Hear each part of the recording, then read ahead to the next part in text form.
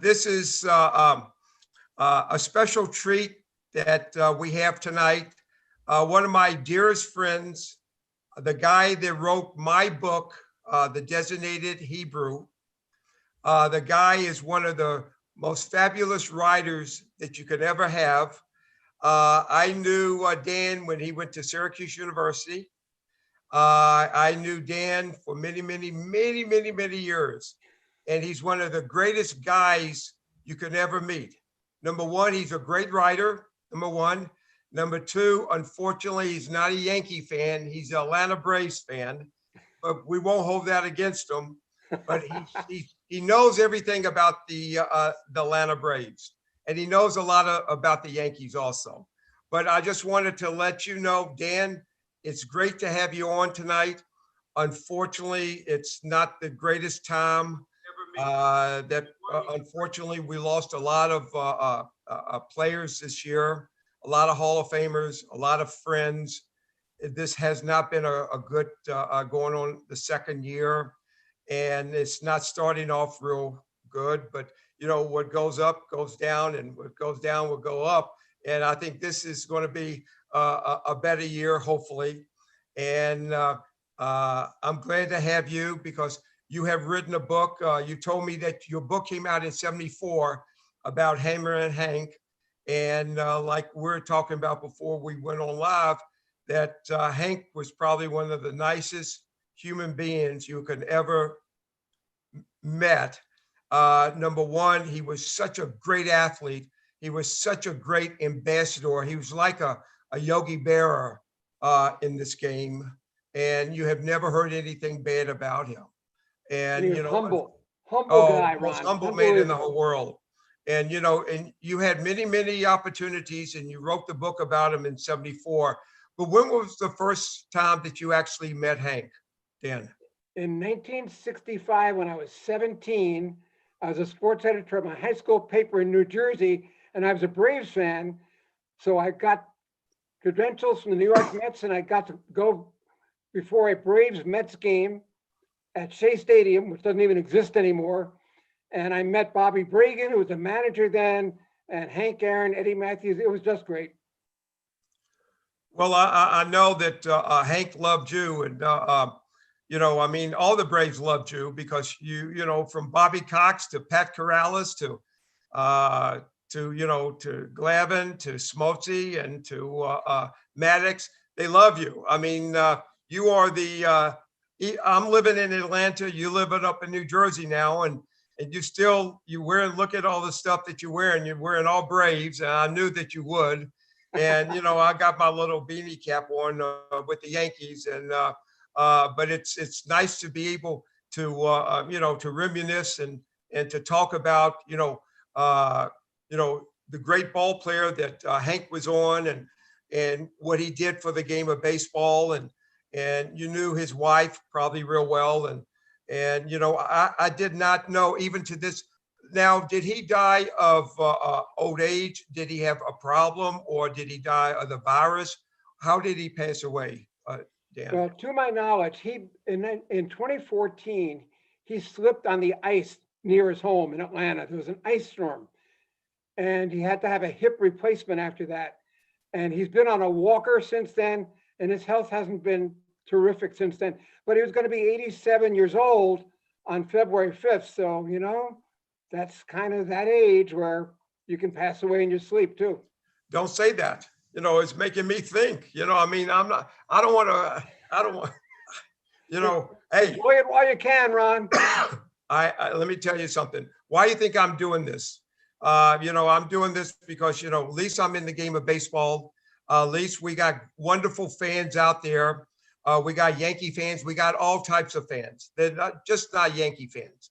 They're American League fans. They're National League fans. Some of them like the DH. Some of them don't like the DH.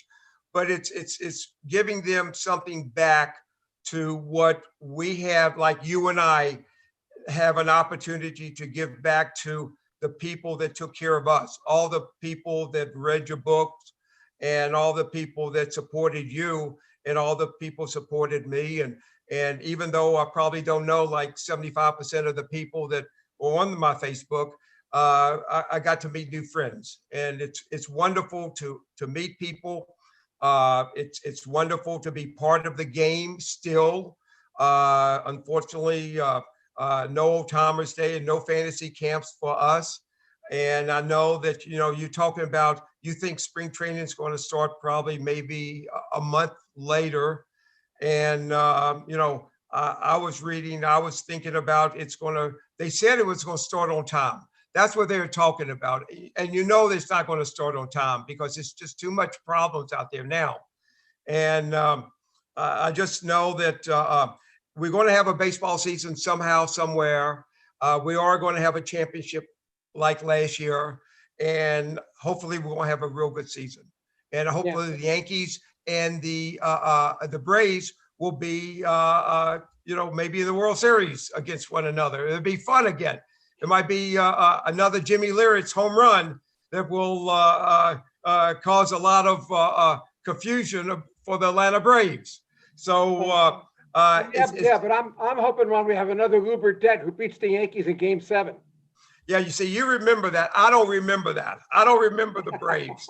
I remember, when the Braves came to town, and there was, it was a Hank Aaron and Eddie Matthews and the Joe Torres and the Tony Cloningers and people like that, and Paul Richards, who was the GM, and so I remember all those guys.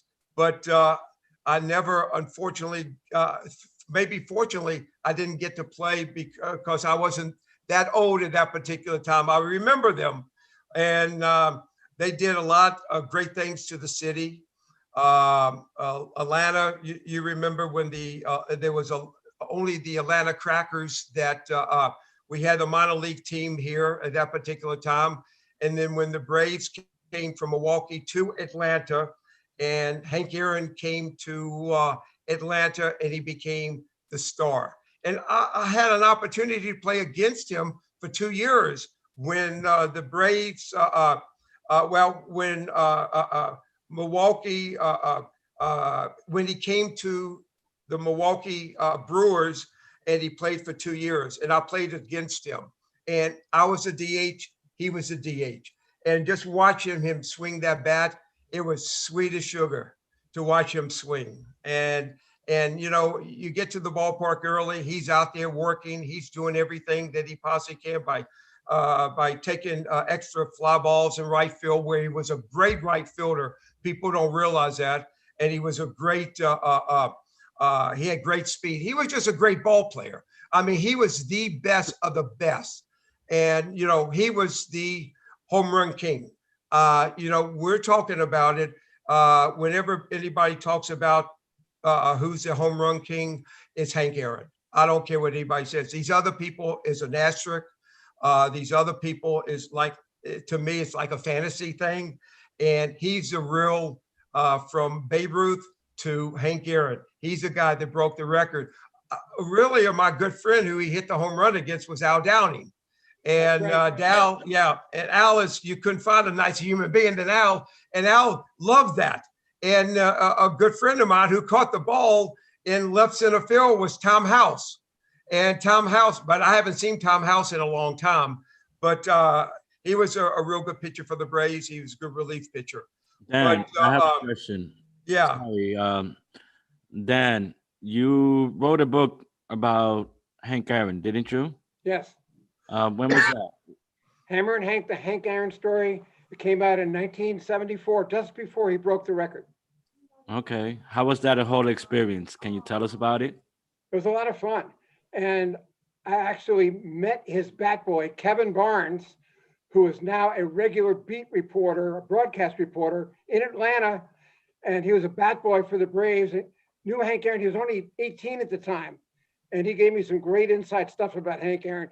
But I just love doing it. There's so much about Hank Aaron that people don't know. For example, he's the only man to be an all-star 25 times. And you're thinking 25 times, he didn't play that long. Well, that's because the major leagues for 4 years played 2 all-star games. And he made the team both times. So he was an all-star a record 25 times. And with Eddie Matthews, Ron mentioned Eddie Matthews a couple of times. Hank Aaron and Eddie Matthews hold the record for the most home runs hit as teammates, 863 as teammates. And Ron mentioned Tommy Aaron, his brother, and the Aaron brothers also have the record for home runs by brothers. Tommy had 13 and Hank had 755. So little things about Hank Aaron a lot of people didn't know. Wow, that's amazing. Quick question. When he hit the home run to surpass Babe Ruth, I know he had a lot of death threats and people really wanted, I mean, what a class act. He still ran the bases. And when having two fans jump into the field, I could only imagine how scared he must have been rounding the bases, seeing these two guys running towards him, but he still continued to do it. So, I mean, that's amazing. You knew him personally. What do you think he felt like? I agree with you. He must have been terrified because he had a lot of death threats. He had an FBI detail throughout that entire season. He finished the previous season with 713 home runs, so he was one away from tying Babe Ruth. And you might remember there was a controversy at the beginning of the year because the Braves opened in Cincinnati, and the Braves wanted Hank Aaron to break the record at home in Atlanta. So they didn't want to play him in Cincinnati, and there was a big controversy. And Bowie Kuhn, the commissioner, told Eddie Matthews, who was then the manager, you have to play Hank. And they went back and forth, and they finally agreed that the Braves would play him only in one game. And sure enough, during that one game, he hit a home run against Jack Billingham. I believe it was in the first inning, in fact. And that tied the record, but he did break the record at home in the first home game that year. Wow, that's awesome. He was a fabulous player, just fabulous. And another thing people didn't realize about Aaron, I mean, Ron mentioned he was a great right fielder. He won 3 Gold Gloves in right field, but beyond that, he was competing against Roberto Clemente most of that time. And he still won 3 Gold Gloves. And he also was versatile enough to play first base, second base, and third base. One year, I think it was 1955, you can check this out, he played 27 games at second base. Oh, wow. I Dan, didn't know that. Dan, this is Lenny up in the control room. Hey, I hope Lenny. you can hear me. I never knew this before, but I was listening on the radio this morning that when he was in the minors, he used to hit cross-handed. That is correct. And I wrote an article about Hank Aaron for Forbes.com because I write all kinds of baseball stuff for them. And I mentioned he was a cross-handed infielder in the minor leagues. And when he came to the majors, he was not cross-handed anymore, but he was still considered an infielder. And he was put in left field only because Bobby Thompson, yes, the same Bobby Thompson, actually he had a triple fracture of his leg sliding during spring training. And Charlie Grimm, the Braves manager, said to Hank Aaron, can you play left field? And Aaron said, well, I'm an infielder, but I'll try. And that's how his career started. He was kind of like, kind of like Lou Gehrig when Wally Pipp got a headache. Yeah, he had an amazing career and an amazing life. I don't know. I guess I was going to make some kind of statement about, the death threats and things and the way the country was back then. Then I guess I would have to say it hasn't changed that much. I guess we've gotten a little better, but we're not quite there yet. Whatever, I think, it's kind of interesting if you're bringing politics in. Look what happened in Georgia. They elected 2 Democratic senators, a black man and a Jew. So Georgia is definitely changing. Yeah, hopefully we are making progress, but sometimes it just seems it's very slow, but okay. Enough of my political rant. Okay. How did you become No, so? but if you talk about Hank, when I first met Hank, I was a young kid. And, he was such, an athlete to an athlete. You watch a guy who is so graceful and so smooth. And I tell people the smoothest athlete I have ever played against and watched was Rod Carew. When Rod Carew used to bat, he was so smooth. When he played second base, he was as smooth as silk. Okay. And then we're talking about Robinson Cano. And I told the people when we had the Zoom a few weeks ago that Robinson Cano had the same type of makeup as a Rod Carew because he could hit with power. He had a sweet swing. He was very, very smooth at second base. But unfortunately, there was a few things that had stepped in his way so far that Rod Carew has not had. You had somebody like Hank Aaron, who came from, see, I just found out, I knew that he was from Mobile, Alabama. I knew he was, and most people don't realize back in the days, there were so many, wasn't Willie Mays from Mobile also? Yeah, there are a whole bunch of guys, Willie McCovey too. There was a Whole bunch lot guys of, came from yeah. that area. But Mobile was so big. I mean, it was like, I mean, it was, I mean, they had so many great athletes to come out of Mobile, Alabama. And, when I watched him and when I used to watch him take BP, and I had the opportunity sometimes when I was growing up to go to and watch the Atlanta Braves play.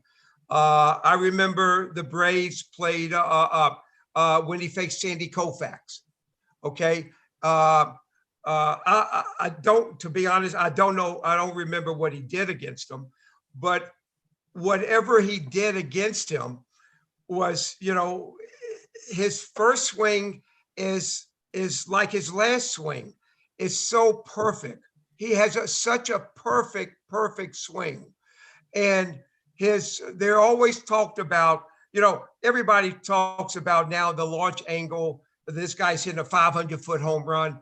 I would tell you right now, Hank Aaron never hit 500-foot home runs. No. Hank Aaron would hit the 375 to 400 to 410-foot home run.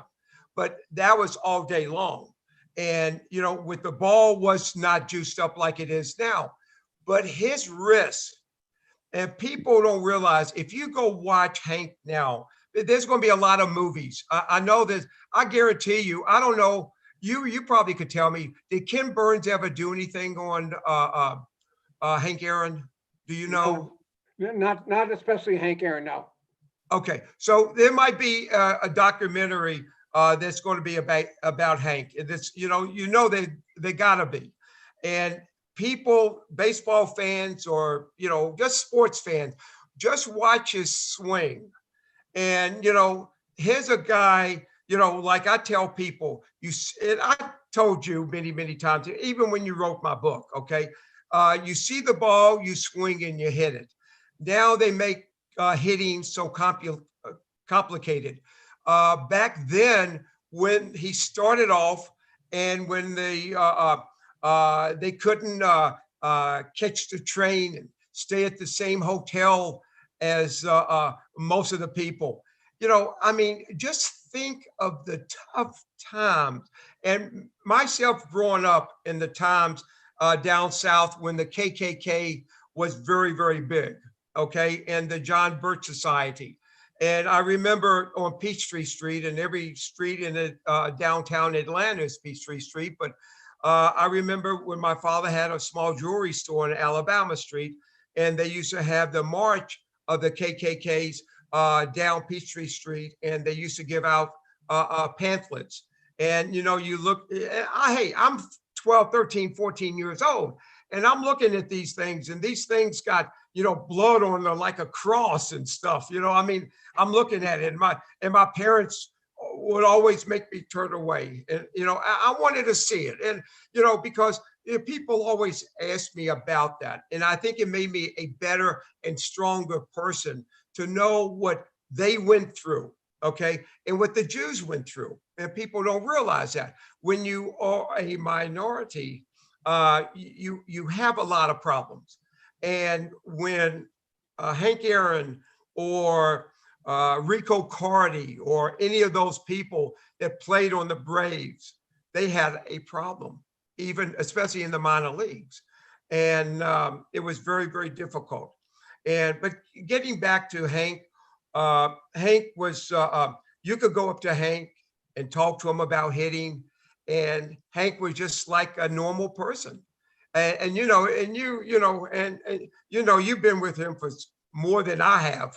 And I have watched him on TV, and I played against him.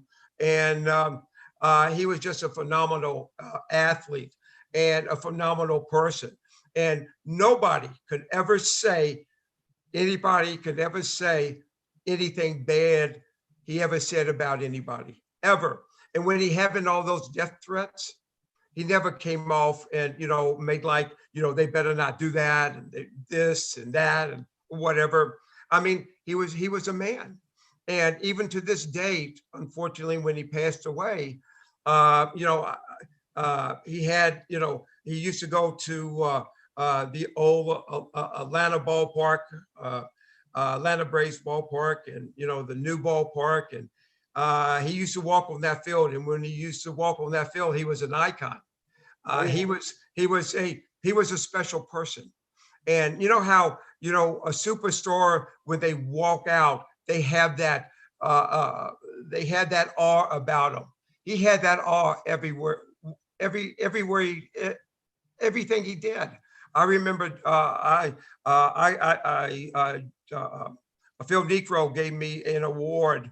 Probably I could not make it because I was at Yankee fantasy camp about 4 years ago, and Hank was there, and he went up to my wife and my family and my daughter and her boyfriend at that particular time and my son, and just went up there and just said, I remember you, your father Ron, and I remember when he used to come down to the clubhouse, and when he first signed the Yankee contract, and Clete Boyer and all those people took care of him. And, hey, I was still, even though I wasn't a Braves fan, I was a baseball fan, and these people took care of me. And wherever Hank was, it was the best of the best. He was a wonderful, wonderful human being. And Joe, Lindy, do you have any other questions you want to ask Dan? I read Dan's article today. Fascinating stuff. I've been a baseball fan forever, but I guess I never got down into the real deep facts that Hank was not a pull hitter until they moved to the launching pad, that he used to hit all fields. And then when he got down there, when he got down to Atlanta and he saw the ballpark, he said, I can hit home runs here. And he was aiming for the fences. He became a pull hitter. He hit the ball right over the teepee. Nakahoma, right? That was Nakahoma until it became politically incorrect. When did they took Nakahoma out? Gosh, what, 15 years ago? Long time ago. And by the way, he was a real Native American. He was a real Indian. Was he really? Yeah. I remember when he used to hit the home runs. Hank and all those guys used to hit the home runs over the teepee, and they used to do the war dance, and that was great. That was, hey, when you're a young kid and you see stuff like that at the ballpark, it was like being next to Max Papkin, the clown prince of baseball. Oh yeah. It was really, really great. Well, Ron, you mentioned his wrists, but I want to bring up one other thing about the way he hit. He was so relaxed that Yogi Berra once said it looked like he was falling asleep at the plate. But boy, if he saw a pitch he liked, he was wide awake. Oh, hey, let me tell you something. To be a great hitter like that, a great hitter, and people don't realize, what was his lifetime average? 305. 305. To be a 300 hitter any year, number one, you got to be a great hitter, but you got to be relaxed as anything. And, I was talking about, here's a prime example. I bring them up every week, and I maybe shouldn't do that, but maybe I'm going to give a guy really good luck. Gary Sanchez, who's a catcher with the New York Yankees, okay? And when I first saw Gary had, number one, he could swing. He was a typical Dominican hitter that could hit what they call líneas. Líneas is a line drive, okay? And he used to hit the ball to left center, to right center. And then, unfortunately, he became a pull left-handed hitter almost 95% of the time. And that's when his batting averages went down from like 270, 275 down to 220 to 225. But Hank Aaron, what made him so good, he just didn't hit home runs. He drove in a lot of runs. And, he hit the ball to left center, to right center, to center field. He was what you call a great hitter. a great hitter is a guy, to me, well, I mean, every 10 at bat, you get 3 hits. And this guy, just think of this. You said he played how many years? Did he play 25? How many years did he 23. play? 23 years. To be a 305 hitter for 23 years, to me, just think about that. How incredible is that? And, to hit the home runs, to drive in all the RBIs, to play 9 innings a game. And, I mean, how many times did he play 152 games and 162 games? I mean, how many games did he actually miss his whole, you probably wouldn't know. How many games did he actually miss in his career? Well, let's put it this way. He was only on the injured list once, and that was when he was a rookie. He broke his leg in September, sliding, just like when Bobby Thompson broke his leg. That was the only time he was on the disabled list. Think about that. Nowadays, if you take 10 swings, you're on the disabled list because you pull an oblique on your side. Yes. And these guys are out for 3 months.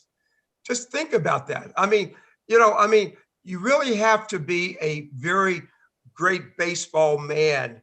And you knew about this, since you were a kid, and that's why you're such a good a writer, that, you know how to keep the people so polished, really on the good ball players. And you're talking about Roberto Clemente. I mean, unfortunately, he was taken away way too soon in that plane accident. And I tell you, it was Hank Aaron and Roberto Clemente, the 2 best right fielders I ever seen play right field. Yeah, I agree Anybody. with that. By the way, you mentioned his batting average. That 305 average was better than Willie, Mickey, or the Duke. To me, that's incredible. I mean, it's does he have any, okay, going back, does he still have any brothers?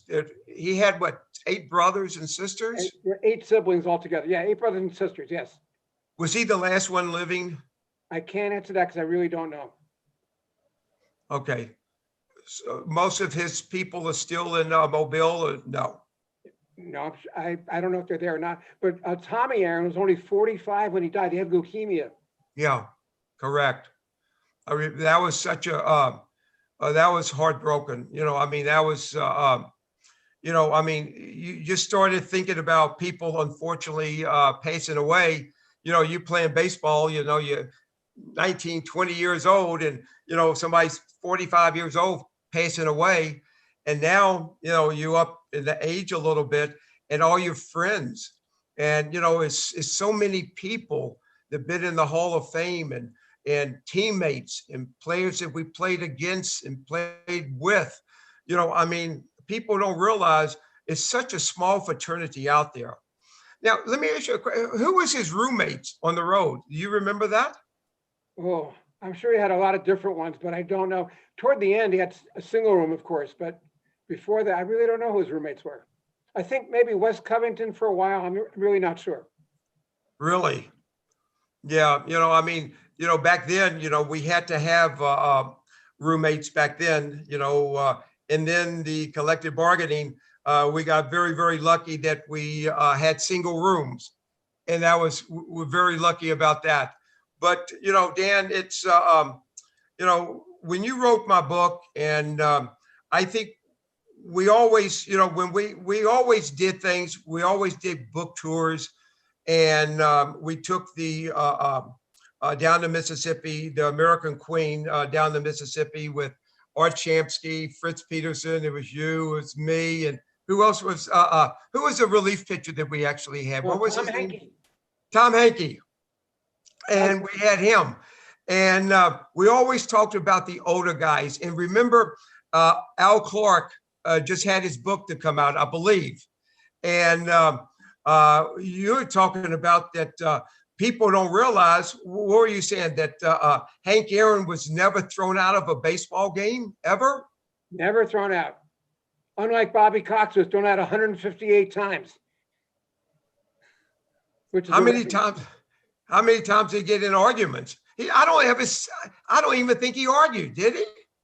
No, he didn't. I mean, the umpires respected him. They just wouldn't throw him out. And I think he could just let people know with his body language that he objected to a call, but he never said anything. He was a laid back guy. That was incredible. I mean, that was really, and when I found out that he passed away today, my son called me up. My son was, of course, he's a physician down in Miami, and he called me up. He said, who just passed away? I said, no. He said, Hank Aaron just passed away. I said, no. I said, I never even knew that he was even actually sick. And I didn't know that Phil Negro was actually sick either, or Don Sutton. I didn't know any of those guys. They all lived in Atlanta. Sutton lived in Atlanta also. And, he passed away, I think, in California. I didn't know, I never knew that he actually went back to California. It's been a tough week for the Braves, Ron. Oh, I mean, it's been a tough year for a year and a half. And, it's going to get better. And it's, hopefully, and we're going to play baseball, and we're not going to be talking about all these gloom and doom days. And we're going to be talking about good days and stuff. And when you going to actually go down to spring training? Are you going down the whole spring training with the Braves? I'd like to go, but I'm not going to go in March. It's too soon. I got to get the shots first. How do you think they're going to be? You think they're going to be good this year? Braves should be good, but they've got to sign Marcell Ozuna again. He was a great DH last year. He led the National League in home runs and RBIs. They got to sign a right-handed batter to back behind Freddie Freeman. That's the key. Do you think they're going to get Ozuna? I thought he was a free agent. He's looking at other teams. Oh, yeah, he's a free agent. They're also talking about JT Realmuto, which surprised me because they have a good catcher in Travis d'Arnaud, unless one of them is going to be a DH. I mean, they could alternate between catcher and DH. I wish the Yankees would get that JT guy. And, they need somebody like that. I mean, this pitching staff is getting better. But how about the Braves pitching staff? How about there was just an article in the Atlanta paper about Soroka, I believe? Yes. What type of he just had surgery, didn't he, last year, right? Yes, after 2 games early on. He should be okay. He'll probably get started a little bit later maybe than the other guys. But they picked up Charlie Morton as a free agent. He's a great big game pitcher. And they also added Drew Smiley from the Giants, a left-hander. So they're going to be fine. And they have Max Fried. Max Fried is a great young pitcher. And I like their starting pitching, but their bullpen, they lost 3 guys to free agency. They've got to worry about that. Well, I mean, the GM and they're doing a pretty good job down here. I mean, they have always done a pretty good job. You know who I really liked? I loved. You remember when Ted Turner became the manager down here? Oh yeah, for one game. One game. Yeah. No, Ted Turner was. I mean, he was a guy that I grew up with, or when. Let me see, Bartholomew. He was the top guy, and then Ted Turner came in. Am I correct? Yes, that's correct. Yeah, he came up, and having Ted Turner, I mean, he was a pistol. I mean, he was really, really a pistol. I remember, who contacted me on my Facebook was Marty Perez, Taco. Oh yeah, remember Taco? Yeah. Lenny Cosberg. Lenny, I said, Lenny, Taco just contacted me on Facebook. He said, who is Taco? Like that. I said, well, it's Marty Perez. He's Taco. I mean, he was our guy. And people don't realize he was with the Yankees. I don't know for how long. Lenny or Joe, how long was he with us? A half a year? Blind, I think they got him in April of '77, and then they traded him for Mike Torres. So maybe he was with the Yankees for a month, maybe. A month. But what a super guy. I mean, he's almost MVP back for him. So, I mean, he was really. You mentioned Ted Turner. Ted Turner paid the exact same amount for the Braves that George Steinbrenner paid for the Yankees, $10 million. Did they really? And it's nothing today. I mean, just think. Just think when we went through. When you did our book, look at the free agency. What I went through. A whole big thing was, when you're hitting like 300 and, they're coming back at you for $200-300 raise. I mean, that was a big deal back then. That was a major big deal. You know what And, Hank Aaron, you know what Hank Aaron's peak salary was in his career? $250,000, which is less than half the minimum salary today. I know it. What did he start at? Probably around 6,000. Yeah, 5 or 6,000 in 54. That was his first year. Really? Who was the first manager? Who, when he first came up to the team? Charlie How old Grimm. was- Charlie Grimm was the manager. How old was he when he first actually came up to the Aaron? bigs? Aaron was 20, I believe. He was 20 years old. I think that's correct. And so he never went back down to the minor leagues ever. Oh, but the interesting thing is rookie year, he was fourth in the rookie of the year voting. He had 13 home runs only that year, fourth in rookie of the year voting. And who knew that this wiry kid was going to be the future home run king? Nobody did. Who No, hit I mean- cross-handed originally. Now, how did he hit? Rookie Who year, actually taught him how to hit right? Who actually taught him how to hit? Oh, that was in the minor leagues. And I'm trying to think, there was Ben Garrity was a minor league manager. He always credited with helping him get to the majors. Ben Garrity was a career minor league manager. Okay. Who was the guy, who was a catcher that had his, we always talked about him down in spring training. What was the guy? Clint Courtney. Remember Clint Oh, Courtney? yeah, he managed Richmond too. Yeah, he never had any knuckles, right? He always broke his knuckles. They always talked about him. And they always talked about how mean he was. I tell you who was like, he was our assistant GM when I was with the White Sox, was Paul Richards. He was tough too, Oh, yeah, I remember. He was really, really tough. I had really, I had from Gabe Paul, from Lee McPhail. It was Lee McPhail, Tal Smith. From Tal Smith, it was what's it? What did I just say? Who was my GM with the Yankees? Gabe Paul. Gabe Paul. I forget. Okay, Gabe Paul, and it was Paul Richards. You're talking about some. I mean, those guys. I mean, they're tough as nails. I mean, they'll start taking, like, if you used to ask them for like $50 more, they'll start taking $20. They'll give you $20 less. And, I mean, they were like really tough people. Now, Hank never had an agent, did he? I thought Up until he probably left to come to Atlanta, and he made his home in Atlanta, and he had his BMW place, and he had his other, Yes. that's probably so somebody took care of him. I think it was Smoltzy's. Who was Smoltzy's guy? What was the guy's name? Oh gosh, it was his agent down here. I forgot his guy's. Oh gosh. It wasn't Al Rosen your GM too? Yeah, but in name only. Okay. He really didn't do too much. I mean, he always was with Gabe Paul, but really never did too much. Al Rosen was really, I mean, I didn't know too much about Al till I started looking him up and how great he was. And he was a nice man also. The majority of the guys that we played with or against, they're really great guys. Really, really great guys. And, you mentioned Koufax, but we should mention Drysdale because Aaron hit more home runs off Drysdale than any other pitcher. He had 17 off Drysdale. And in response to that, Drysdale nicknamed him Bad Henry. Did he really? Yeah. Did he ever try to deck him? Did anybody ever try to hit him? Well, yeah, Drysdale was a headhunter like Bob Gibson too. But I think Drysdale was smarter than to mess around with Hank Aaron. Did Hank ever hit many home runs off of Gibson? Don't know exactly what the record was against Gibson or Jenkins or any of the other guys, but I did see him hit a long one off Carlton in Philadelphia. Just incredible. It was in the 10th inning as a pinch hitter. It won a game. He could hit.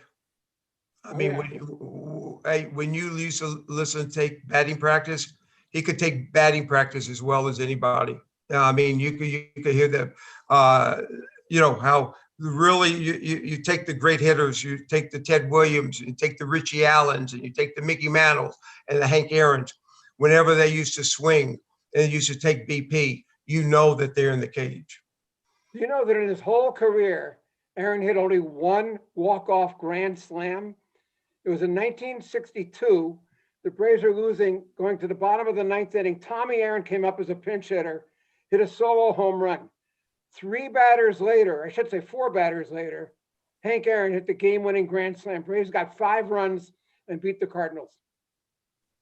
Really, how many grand slams did he hit?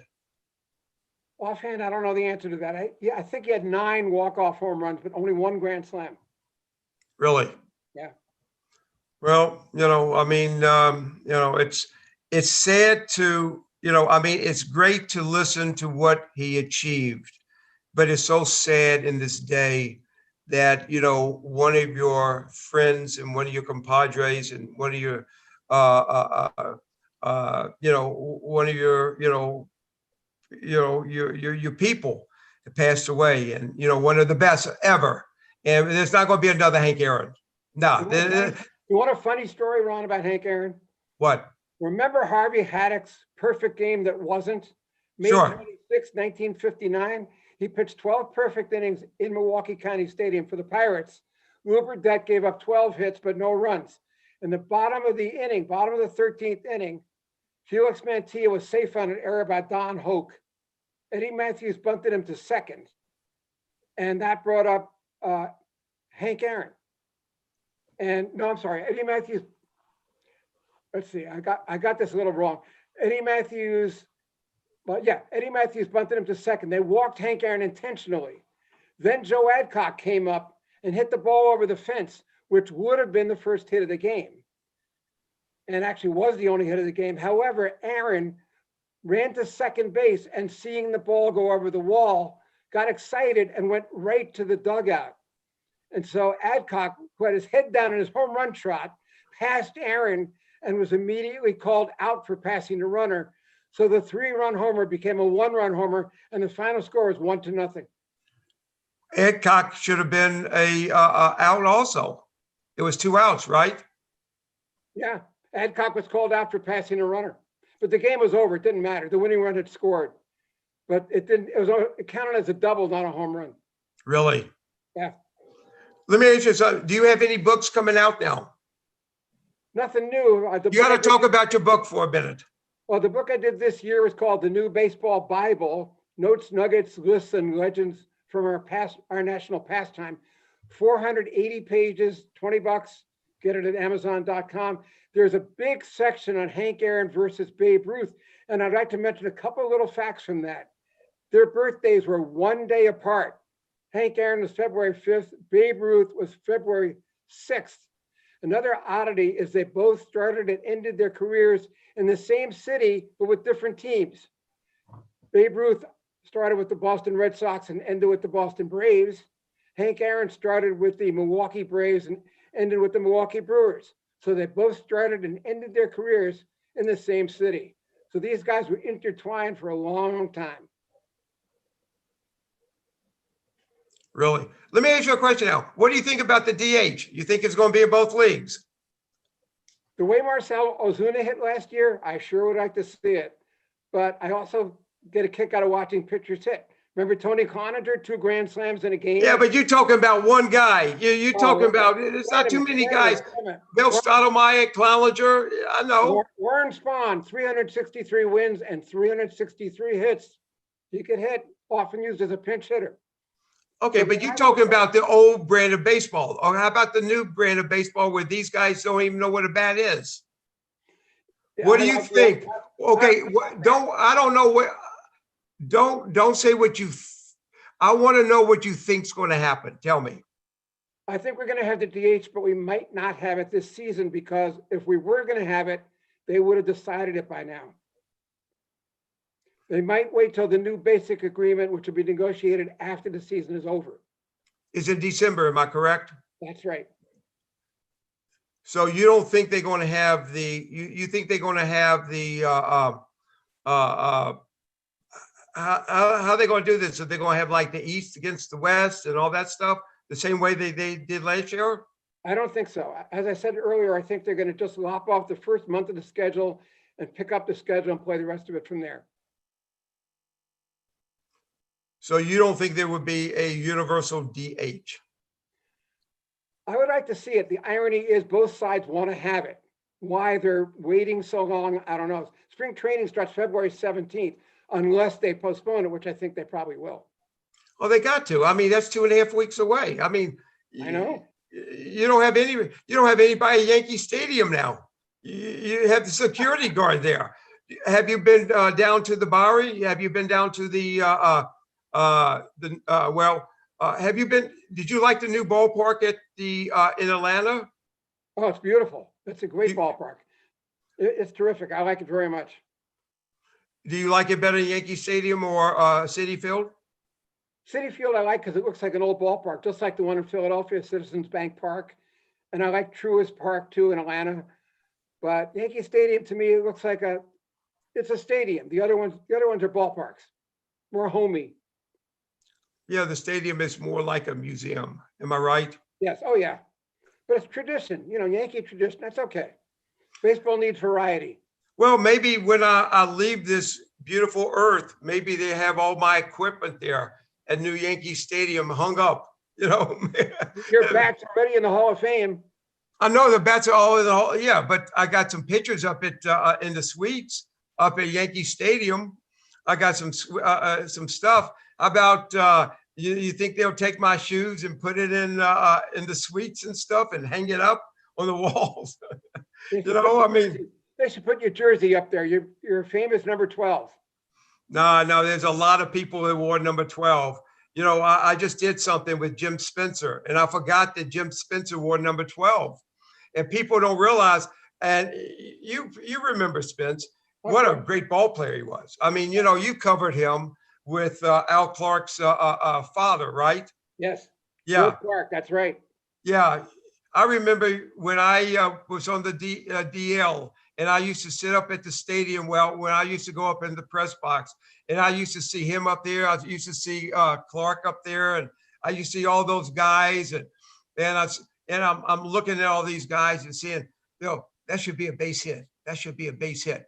And they looking and they looking and they looking and they write an E down. I said, that's not an E. That's a base hit. That's a base hit. But it was not fun sitting up there. I wish I was out there playing, and unfortunately I was injured quite a bit, but you know what? I was with the best fans in the world. I was in the best. Okay. You were in the Braves and or whatever it is. I wore Yankee pinstripes. I got to play in the old Yankee Stadium. I got to play with Joe DiMaggio. I got to play where, Whitey Ford and Yogi Berra and Mickey Mantle and all these guys. And I used to go out and look at the monuments, and I used to watch the rookies run out, when they get to Yankee Stadium, when they get called up in September. The first thing they do, they run out to center field and they look at the monuments. I mean, that's like Mount Rushmore. That's like going to Stone Mountain in Atlanta. It's fans don't realize, Ron, those monuments used to be in fair territory. Oh, sure. You remember when Bobby Mercer, remember when he ran, I was playing right field and he ran behind the monuments in center field. And I said, where in the world did he go? And, I forgot who hit the ball. And, hitting the ball 461 feet straight away center field. Not too many people would do that. And, I remember when Jimmy Pearsall was hiding behind the monuments and Bill Rigney was managing the Angels. And he said to one of his coaches, where's my center fielder? And then later Pearsall said, I have 9 kids. Our pitcher was getting killed. I didn't want him to kill me. But Jimmy was different. Jimmy was a different type of guy. I mean, him and what's his name? Jay Johnstone. Who? Jay Johnstone. No, not Jay. No. Who? It was Ernie. I mean, it was the announcer for the It was an announcer for the White Sox. What's his name? You know, I mean, who has his own Hawk restaurant? Harrelson. No, not Hawk. It No. wasn't Hawk. You know, it was Carey Skip. Oh, Harry Carey, sure. It was yeah, and he used to go up there. Him and Jimmy Pearsall, and they used to kill us. And you know, because we didn't have such a good team, and they used to make fun of us out there. And they said, "How in the world are these clowns going to be able to win a ball game?" You know, Kerry would say that, and Harry would say that, and of course Jimmy Pearsall doesn't care what he says. You know, to be honest with you. Yeah. And you know, and sometimes you don't even want him to fly on the airplane with you, because you don't have any idea what he's going to say. But hey, it was good times. I had the greatest time in my life. I had an opportunity to play in the greatest game in the world. I got to play in the greatest city in the world. I got to play in the greatest stage in the world. I got to play with the greatest fans in the world. And to this day, I get to talk to the greatest fans and the greatest baseball people in the world. And talking to people like yourself, hey, Dan, you are the best. You wrote my book. I'm having fun still selling the book. It's selling really good. These people really love your book. I hope some of the people that have read the book, this is my co-author. This is a guy that knew how to put everything together, because I had no idea. This is a guy that used to call me up at 2, 3 o'clock in the morning. I got something I got to ask you, you know, and this is a guy that, you know, we did a lot together with this book, and we did a lot of engagements with this book, and we had so much fun. And Agreed. I don't know if you remember the time we went to Bookends. Were you at Bookends with me? Oh yeah, I was with Duke Snyder was there, and then Bob Daly was there. yeah. John Daly, the golfer, was there, and Duke Snyder was there. My first with Bookends with Walter Boyer, and we Yep. sold like 400 or 500 books. Remember that? And the Yeah, it was people great. came. I said, "You're not going to get all these people around the in this bookstore." But the guy said, "Hey," and they had everybody from Hillary Clinton in there. They had everybody from John F. Kennedy. His book has been in there, and you know, all these guys and with their great books. That was an unbelievable place. And after that, I don't know if you remember in Ridgewood. It was in Ridgewood. We went to Ridgewood. Got the ice cream in Ridgewood. Oh yeah, I remember. You remember we went to Ridgewood, and then we Yeah. stopped. You know, I had to stop and get some bagels, and you had to stop and take me to get my bagels, right? Yeah. How many times did you go with me? And you know, we're at the Hall of Fame up in Cooperstown, and you know, we went to all the restaurants, and you know, with all the players and stuff like that. But you always hung around with all the Hall of Famers. We're the ones on the streets of selling our books. It's like a pencil selling books. But we had so much fun. Let me tell you something. We did. And I just want to tell all the viewers one thing. I wish every major league player was as terrific and outgoing and friendly to the media as Ron Blomberg. Couldn't ask for a nicer guy. Well, Dan, I really appreciate that. I love you. You know, you've done my book, and you know, I'm writing another book with Dan Epstein. I don't know if you ever met Dan before. Oh yeah. And oh, you met Dan. Got a guy Okay. named Dan. I'm happy. You know, but the book is coming out in April. It's called The Captain and Me, On and Off the Field. We got Diana Munson doing the forward of the book. It's going to be a great book. It's like one of your books. I mean, your book is, you know, I mean, your book is so detailed, and you know, I mean, it's the best of the best. Hey guys, if you have an opportunity, you need to read Dan's book. Just not my book, Designated Hebrew, but he's written, how many books have you written? 38. 38 books. And his books are just unbelievable. He's up in Cooperstown all the time. He's always giving his, about his book tour up there and talking to all the other writers up there. And we're supposed to do something. I don't know if you remember, we're supposed to be doing something. I was supposed to be going up there with you. Yes. And then the virus hit, and unfortunately we couldn't do it, but maybe next year we could do it. But We'll do it. let me tell you something, fans, baseball people just love reading baseball books about stats or anything. This guy knows more about things than anybody in the world knows about sports. Number one, he's a wonderful, wonderful guy. I've known him for like 60 years already. And he's written so many great books. He's such a baseball fan. And I know that if you get a book from him, send it to him. He'll sign it for you. He loves doing that. He loves talking to people about his books, about baseball. And he's a true baseball man. And he's great for the game. He's great for me. I love you, Dan. Thank you very much for everything. I just want to say, hey, Joe and Lenny, because this was so quick, I appreciate you doing this so quickly, and it's so professionally done. And you got one of the best guys. And about Hank Aaron, this guy knows everything about Hank. And you got to read his books, and I'm going to read more of his books. I didn't read them all. I'm one of these guys, read a chapter and then I get bored and I put it down and I start reading the last chapter, and I can tell people I read the book. But Dan, I love you to death, big guy. You're wonderful. Joe, Lenny, you always do an unbelievable job.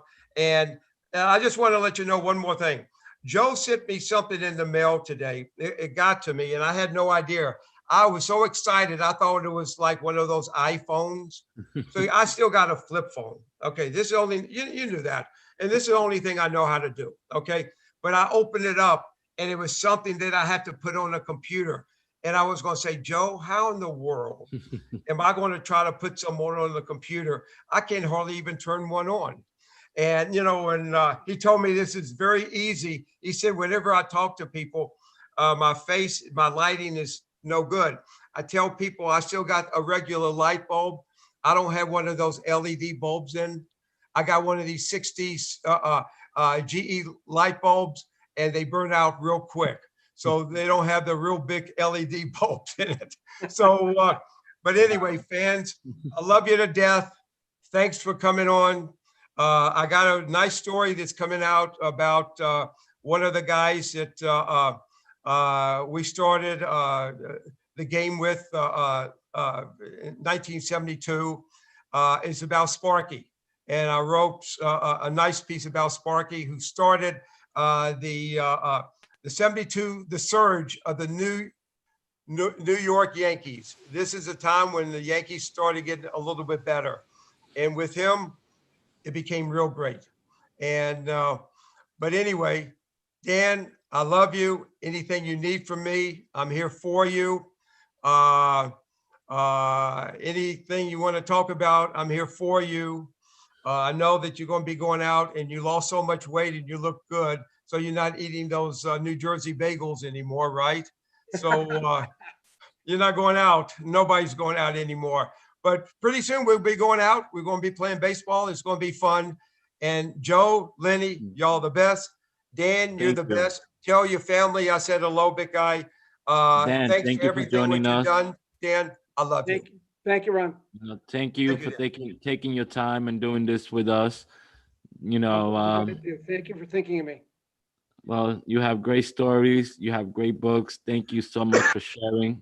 We appreciate that. Unfortunately, it had to be on this sad day. But you know what?